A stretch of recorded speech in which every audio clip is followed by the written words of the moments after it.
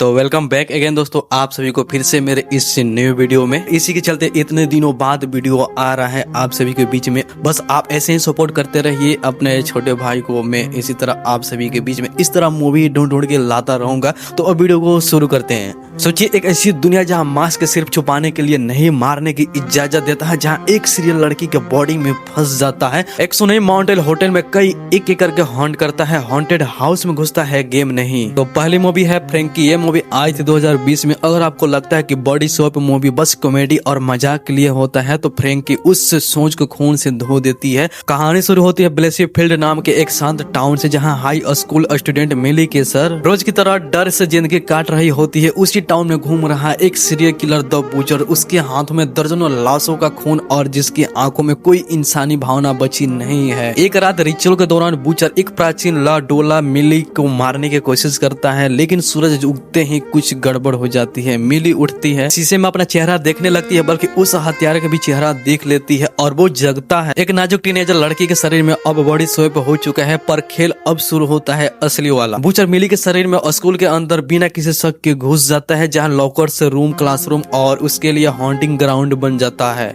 वो क्लासमेट को ऐसे मारता है जैसे खेल रहा हो। एक स्टूडेंट को डोर से चिपकाकर चाकू गोदता है और एक दूसरे को ग्लास से भाई काट देता है। हर हत्या ब्रूटल है, पर्सनल है और मिली के शरीर से निकल रहे जिससे वो खुद नफरत होने लगती है। अब इसके आगे क्या कुछ होता है ये आपको मूवी देख के ही पता चलेगा। अगर नहीं देखे होंगे तो इसको भी जरूर ट्राई करना। बढ़ते हैं अगले मूवी की तरफ, और अगला मूवी है कोल्ड प्रे। ये मूवी आई थी 2006 में। तो इसकी कहानी शुरू होती है 5 दोस्तों से जो नॉर्वे के बर्फीले पहाड़ों में मजे के लिए निकलते हैं, लेकिन जैसे ही एक लड़की जैकी का दोस्त बुरी तरह से घायल होता है, उसका फन ट्रिप बदल जाता है एक फ्रीजिंग नाइटमेयर में।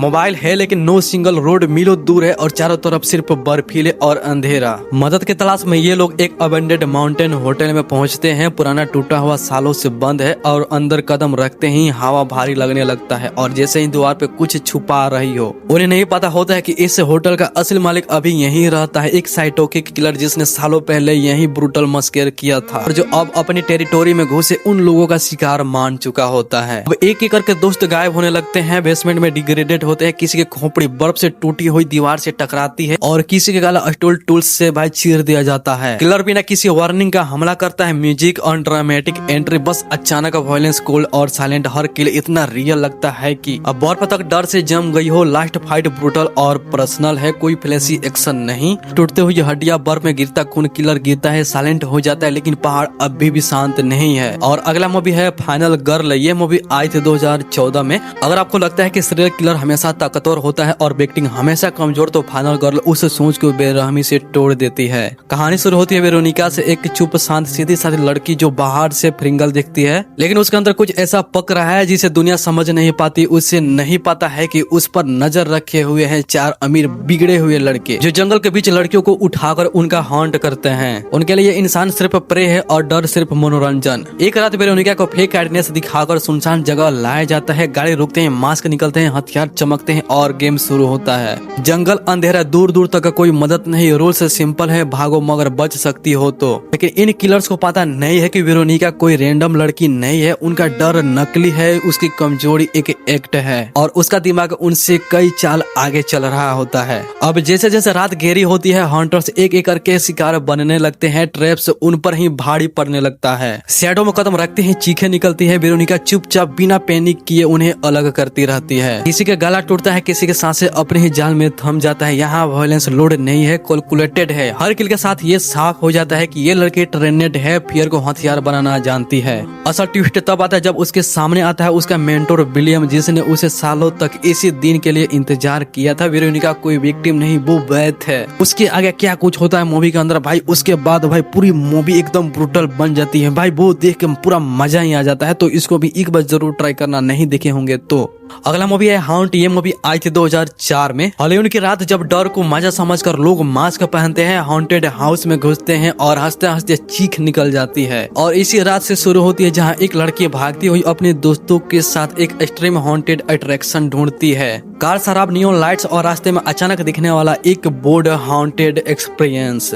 उन्हें लगता है कि यह बस एक over the top horror house है, लेकिन वो नहीं जानते हैं कि हर जगह डर दिखाने के लिए नहीं बल्कि लोगों को तोड़ने के लिए होती है। जैसे ही भारी गेट बंद होता है, रूल्स से सामने आते हैं, नो टचिंग नो फोन से। एक्टर के चेहरे पर प्लास्टिक मास्क से ढके हैं, लेकिन आंखों में कुछ ऐसा है जो स्क्रिप्टेड नहीं लगता है। एक कैरेक्टर है इसमें जिसका नाम है हर्बर। वो सबसे पहले महसूस करता है कि यहाँ कुछ गलत हो रहा है। स्क्रीम्स बहुत असली है, दर्द ओवर एक्टिंग नहीं लगता। अंदर जाते ही कॉरिडोर से टाइट हो जाते हैं, लाइट्स बंद चालू होने लगती है, दीवारें से टकराती है आवाजें और दिमाग में घुस जाती है। एक दोस्त को अकेले कमरे में ले जाया जाता है, वो बाहर नहीं लौटता। मजाक तब खत्म हो जाता है जब मास्क के पीछे असली खून टपकता दिखता है, और उन सब के पीछे कौन है, किसका हाथ है, ये सब जानने और देखने के लिए वहां से वो बच पाते हैं कि नहीं, ये आपको मूवी देखना पड़ेगा। तो इसको भी जरूर ट्राई करना। और अगला मूवी है समर ओजी। ये मूवी आई थी 2018 में। 1984 की गर्मियों में जब बाकी बच्चे BMX बाइक से कॉमिक बुक्स और MTV में खोए थे, तभी एक पैरानॉइड माइंडसेट वाला टीनेजर डेबी आर्मस्ट्रॉन्ग कुछ ऐसा नोटिस करता है जो पूरे टाउन की नींद उड़ा सकता है। लेकिन डेबी को लगता है कि उसकी परफेक्ट लुकिंग जगह में कोई बहुत गंदा खेल खेल रहा है। उसका शक सीधे जाकर रुकता है लोकल पुलिस ऑफिसर वेने मिकी पर, जिसे पूरा टाउन भरोसे से देखता है, और शायद वही बात उसे सबसे ज्यादा खतरनाक बनाती है। डेबी अपने कुछ दोस्तों के साथ मिलकर शुरुआत करता है। एक रात की छोटी मोने मिकी के घर तक ले जाती है। बेसमेंट में घुसते ही इनोसेंस मर जाती है।